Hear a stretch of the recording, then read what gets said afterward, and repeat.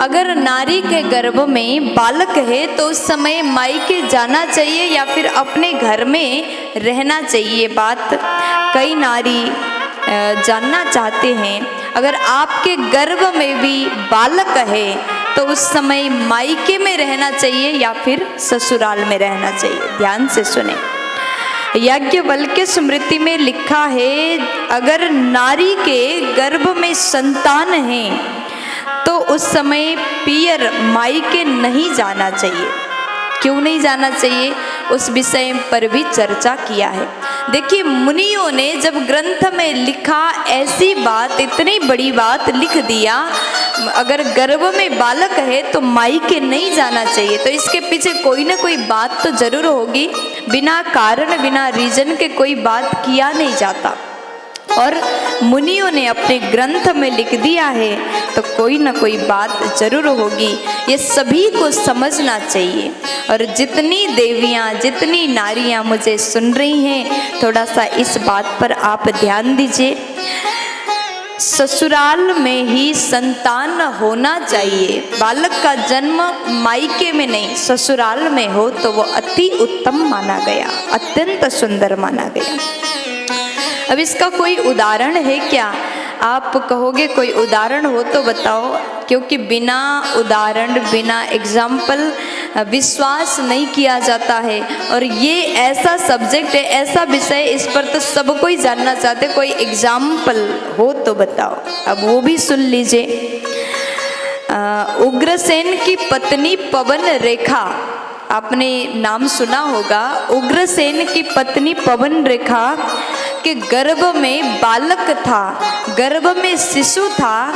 उस समय पति उग्रसेन के समझाने के बाद, देवी मायके मत जाओ, विविध प्रकार से समझाया, लेकिन पवन रेखा मानी नहीं, अपने पति के बात को स्वीकार नहीं किया, मानी नहीं और मायके चली गई। अब आप जानते ही हैं, मायके जाने के बाद खूब ज़्यादा खिलाना पिलाना, दही खाओ, रबड़ी खाओ, रसमलाई खा लो, कड़ी खा लो, ये खाओ, वो खाओ, खूब खिलाया। और पवन रेखा बड़ी खुश होकर के सभी चीज़ खाने लगी। और उसके बाद पिता के बगीचे को देखने के लिए, अपने पिता के बगीचे में घूमने के लिए पवन रेखा बगीचे में चली गई। और बगीचे में घूम रही थी, और उस बगीचे में एक द्रुमिल नामक राक्षस था, जिसका निगाह, जिसका नेत्र पवन रेखा के उदर की ओर पहुंचा। पवन रेखा के उदर को द्रुमिल नामक राक्षस ने देख लिया, और परिणाम क्या हुआ? कंस जैसा महापापी पैदा हुआ। इसलिए कहा जाता, मुनियों ने लिख दिया, गर्भावस्था में कहीं भी ना जाएं, मायके ना जाएं, ससुराल में ही रहें। इसका मतलब आपको रोकना टोकना ऐसा बिल्कुल नहीं है।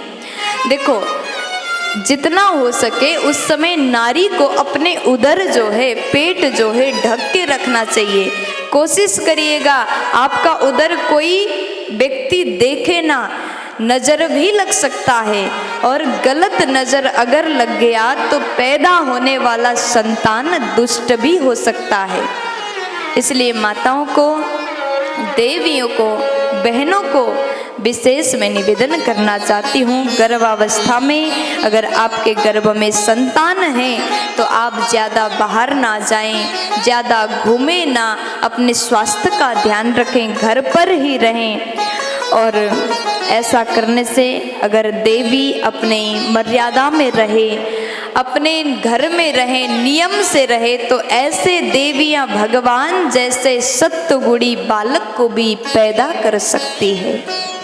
और जो पवन रेखा के समान काम करती है, पवन रेखा के गलती से द्रुमिल जैसा राक्षस का नजर पड़ा, कंस जैसा महापापी पैदा हुआ। इसलिए गर्भावस्था में आप अपने घर में रहें, ससुराल में रहें, अपने स्वास्थ्य का ध्यान रखें। तो इस बात का विशेष ध्यान दीजिए, क्योंकि शास्त्र में बताया गया, यज्ञवल्क्य के स्मृति में लिखा गया जो बात है उसको अगर सुन करके अगर जीवन में धारण करोगे तो आपके गर्भ से भी भगवत स्वभाव का सत्वगुणी बालक अवश्य पैदा हो जाएगा। प्यार से बोल दीजिए ना।